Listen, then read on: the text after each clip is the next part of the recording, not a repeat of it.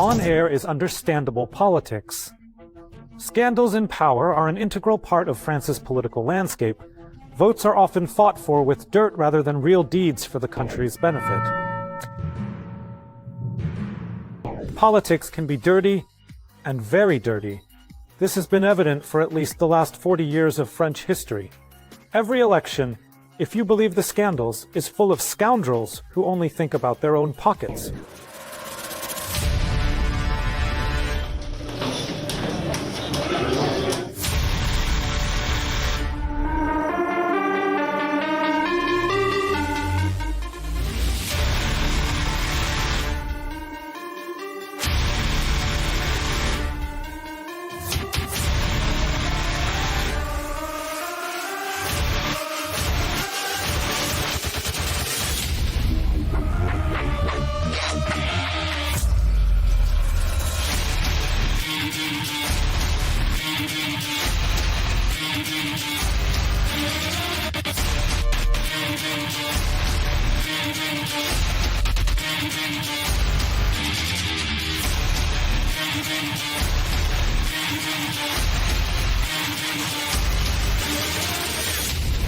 Incidents with candidates for the highest office have invariably influenced voting results.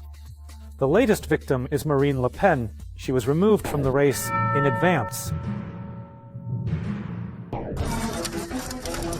300,000 euros fine.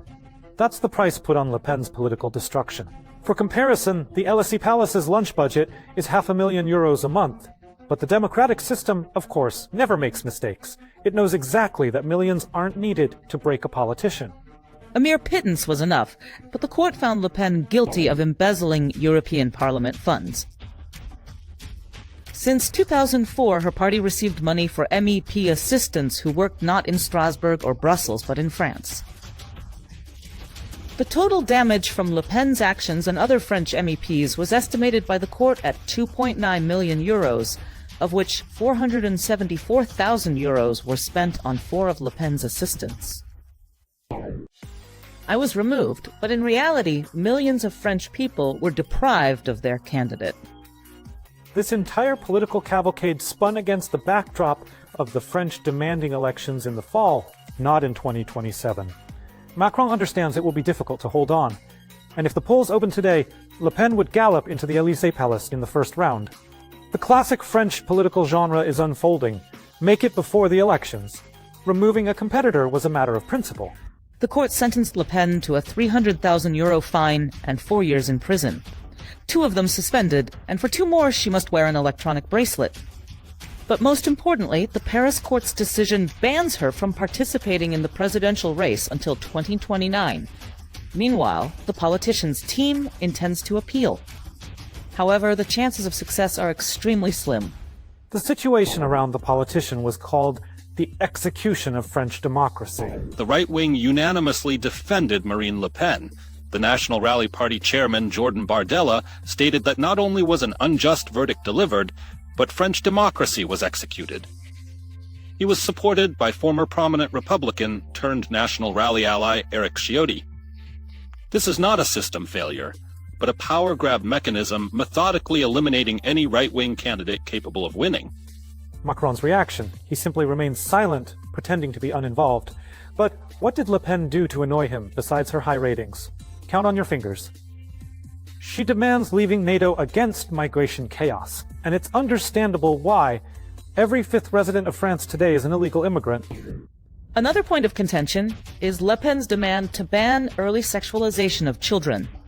The politician demands the cancellation of LGBT lessons in schools and the rollback of the 2030 plan. It provides for a complete abandonment of gasoline cars in just 5 years. Additionally, Le Pen is openly attacked by major media. Le Monde, Libération, BFM TV are owned by oligarchs and Macron's friends. Even before the court's announcement, they unanimously called her a criminal and a hereditary Nazi.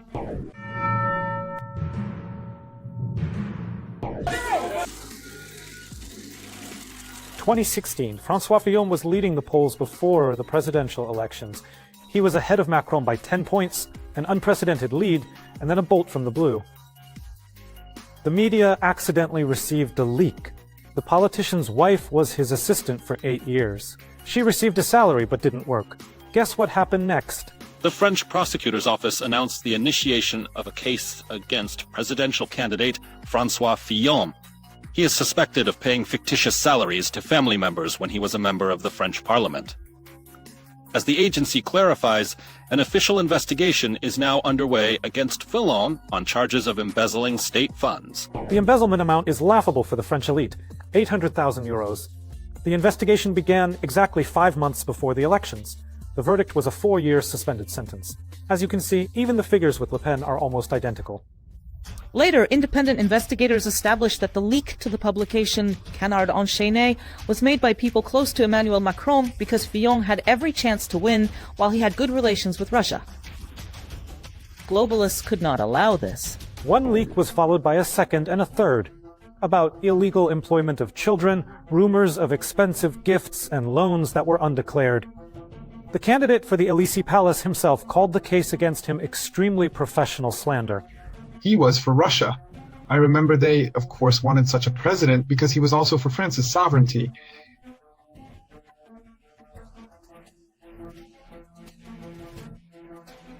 So of course it's clear they didn't want him to participate peacefully. And they created this scandal so he would lose, and he lost.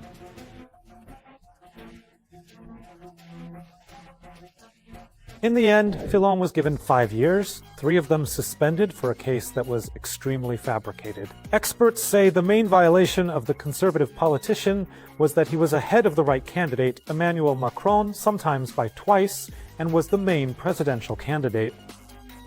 The scandal, named Penelope Gate after his wife, cost Fillon not only the race for the presidency but also his career. Several times the politician filed a complaint against the newspaper that launched the scandal, and several times the prosecutor's office refused to consider it.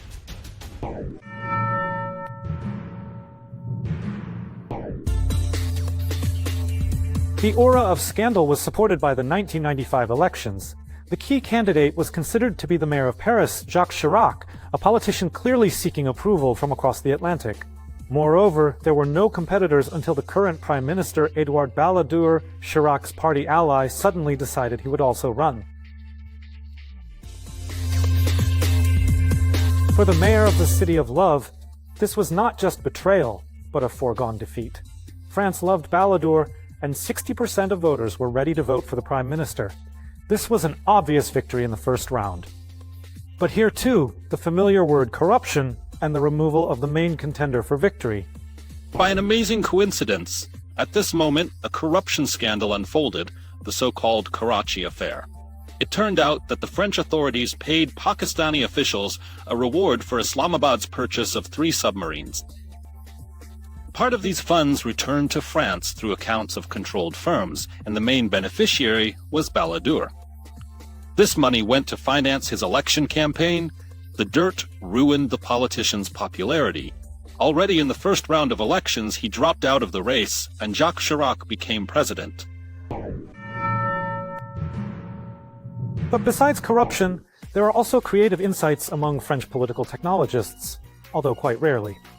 Before the 2012 elections, the main candidate for the presidency of France was considered to be Dominique Strauss-Kahn, the former head of the IMF, and candidate from the opposition Socialist Party.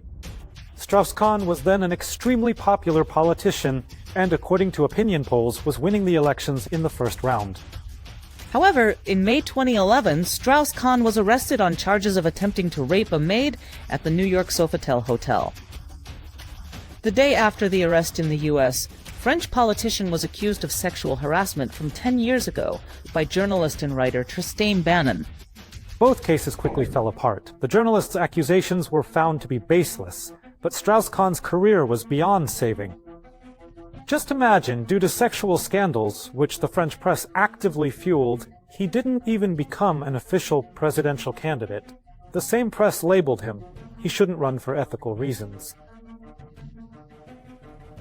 The blown-up scandal with Strauss-Kahn in 2012 was perceived by many as a well-planned and prepared PR campaign to discredit a dangerous competitor.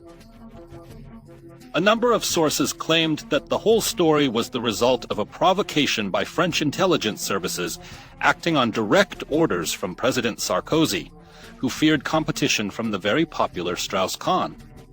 The role of American intelligence services was also hotly discussed, as they hoped to increase the chances of victory for the more pro-American Sarkozy. The discrediting of the political heavyweight Strauss-Kahn did not help Sarkozy. In 2012, he lost the election to another socialist, Francois Hollande.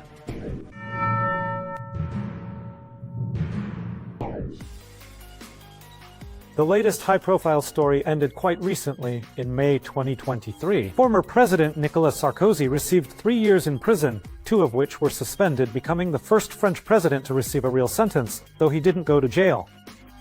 He served his sentence at home, with an electronic bracelet. Sarkozy was found guilty of corruption and influence peddling. The former president bribed a court official, Gilbert Azabert. He said, "You give me secret information about the investigation into the illegal financing of my campaign, and I'll get you a cozy job in Monaco." There was plenty of evidence, including phone call recordings. So this time, the former leader of France couldn't get away with it. Sarkozy also successfully extricated himself from another story. In 2011, after the invasion of Libya, it turned out that 4 years earlier his presidential campaign was financed by Gaddafi. After this, the French press quickly put the pieces together, and it became clear why the Libyan leader suddenly visited Paris after Sarkozy's inauguration, even though the government was against it. Subsequently, the French leader simply betrayed his sponsor, becoming one of the participants in the destruction of once prosperous Libya. The accusation against Sarkozy was made by the Libyan prime minister, who even presented evidence, claiming he took 50 million euros for his needs. And then the classic genre. The French police wanted to question former Libyan oil minister Shukri Ghanem about the case. But while they were preparing, he unexpectedly drowned in Austria. The former official's body was found in the Danube. The accusation against Sarkozy was withdrawn. Witnesses disappeared. Several witnesses, also our French intelligence services, suspect they hid them. So of course there are many murky stories in these proceedings, but the fact is the fact.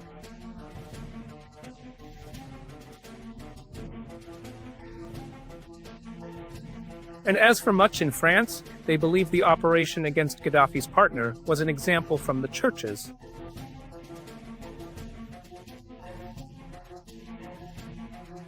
And the big motivation was to remove much evidence of his connections and what kind of financing.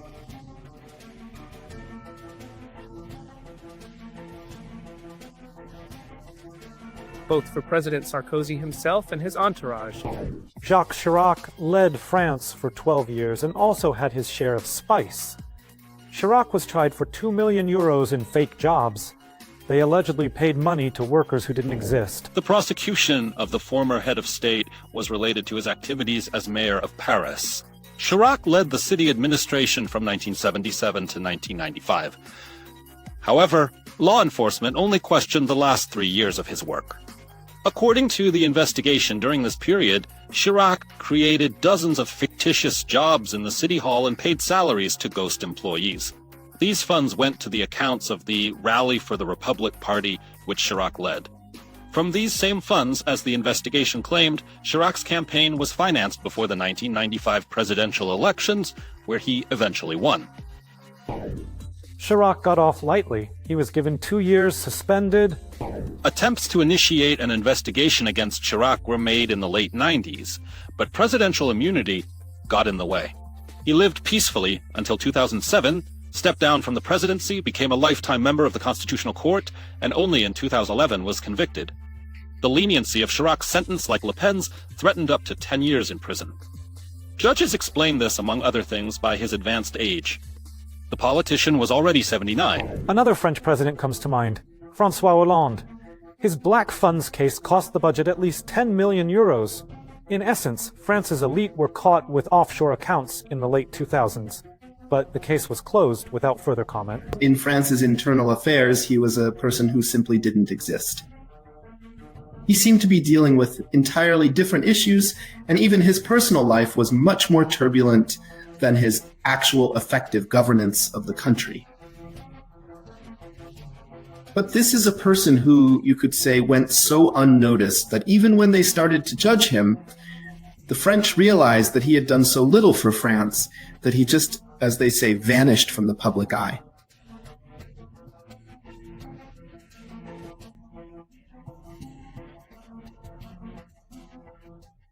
There's no shortage of people in these constant French corruption affairs, presidents and prime ministers alike. In the early 90s, Prime Minister Pierre Beregovoy was accused of receiving an interest-free loan from a friend and aide of President Francois Mitterrand. The amount was 1 million francs for an apartment purchase. A significant uproar ensued. The press attacked the prime minister and protesters chanted at rallies, Beregovoy's nickname, "Lend us a million too." Several facts added spice to the situation. The scandal erupted against the backdrop of an economic downturn. Moreover, the prime minister positioned himself as a relentless fighter against corruption, often giving fiery speeches from high tribunes. The prime minister would first resign, and on May 1st, 1993, he would commit suicide. But French media, recalling this story, still discuss the murder theory. They say he could have revealed much about the rust in French power. Firstly, it was during those years that loud scandals began with the state oil company ELF and the sale of military frigates to Taiwan. In both cases, it was about laundering large sums.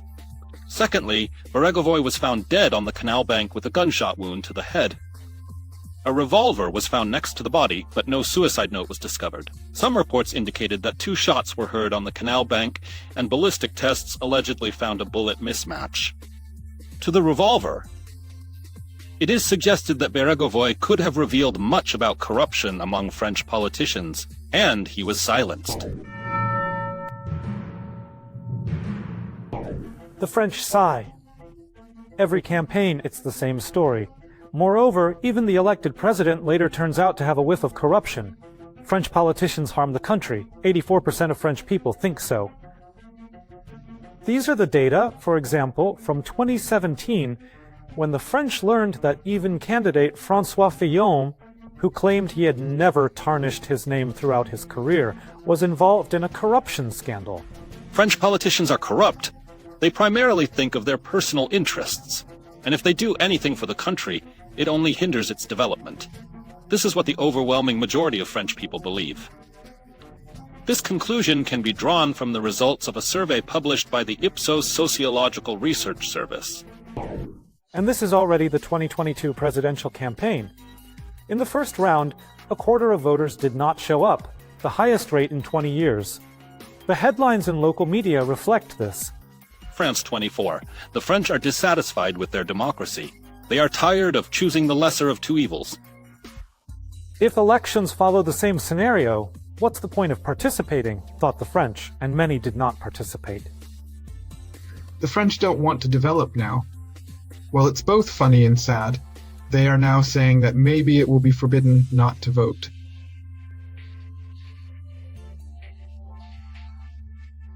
So, I think they will soon decide in the Assembly on this law, like in Belgium, that the French must vote, and if not, they will be fined.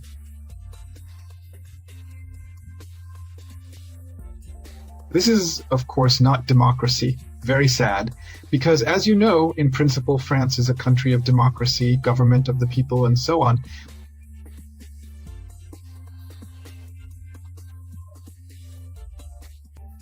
And freedom, but that's long gone.